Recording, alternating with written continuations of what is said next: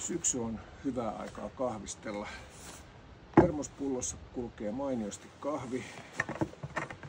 Kun sitä tosta korkillisen kaataa.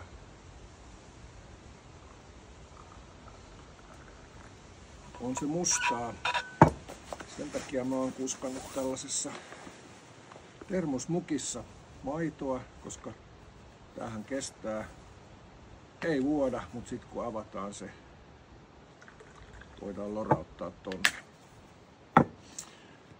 Sitten useimmitenhan sulla on joku kaveri mukana ja sitten jos kysyt, otatko kahvia, ei ole mukia, mutta nyt on. Tuli nimittäin tämmönen markkinoille.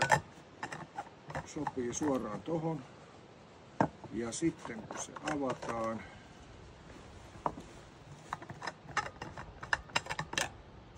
molemmille oma muki.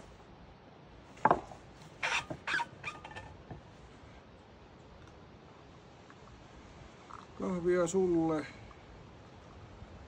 kahvia mulle, maitoa sulle, maitoa mulle. Hyvää syksyä.